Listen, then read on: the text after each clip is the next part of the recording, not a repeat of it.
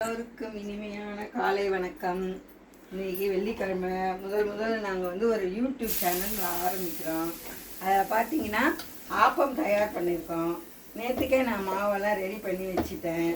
அந்த இன்க்ரீடியன்ட் நான் உங்களுக்கு அப்புறமா சொல்கிறேன். இப்போ என்ன பண்ணேன், கடாயை ஸ்லிம்மில் வச்சுட்டு ஒரு சின்ன இது எண்ணெய் துணியில் தேய்ச்சிட்டு லைட்டாக அது தண்ணி போடணும்.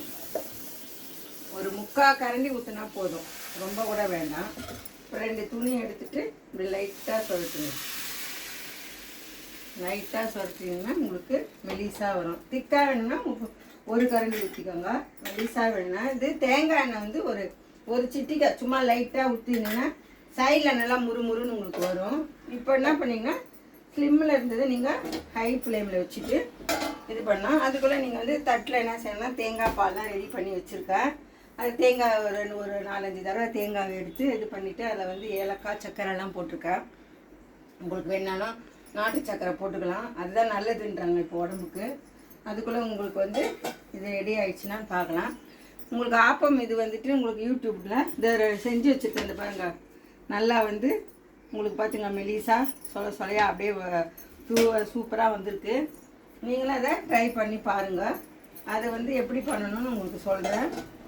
1 அழாக்கு பச்சை அரிசியும் 1 அழாக்கு புழுங்கல் அரிசியும் போட்டு ஒரு கைப்பிடி உளுந்து போட்டுக்கோங்க. அதில் பார்த்தீங்கன்னா நைட்டே ஊற வச்சுட்டிங்கன்னா வெந்தயம் கொஞ்சம் போட்டுக்கோங்க. போட்டுட்டு ஒரு 2 மணி நேரம் ஊற வச்சு நைட்டு எடுத்து வச்சுட்டேன். இப்போ ஸ்லிம்மில் நீங்கள் இது பண்ணிக்கோங்க. அதில் ஒரு புடி ரைஸ் போட்டு அரைச்சி வச்சிட்டிங்கன்னா சூப்பராக இருக்கும், உங்களுக்கு நல்லா வரும். இதை பார்த்தீங்களா எப்படி வந்திருக்கு, பார்த்தீங்களா அப்படியே சூப்பராக வந்திருக்கு பாருங்கள். அப்படியே பார்த்தீங்கன்னா சூப்பராக இருக்குது. ஏன்னா பாருங்கள் உள்ள இது மாதிரி தான் ஹோல்ஸாக வரும். அது உங்களுக்கு இதுவாகும். இதை ஸ்லிம்மில் வச்சுட்டிங்கன்னா இப்போ நீங்கள் இதை ஆப்பம் ரெடி. மார்னிங் என்ன பண்ணிங்க, நீங்கள் ஒரு ஸ்பூன் ரைஸ் எடுத்து மிக்சியில் அதை அரைச்சிட்டு தேங்காய் ஒரு 2 புடி போட்டு அதையும் நல்லா மிக்சியில் அரைச்சிட்டு அந்த மாவில் கலந்து வச்சுங்க.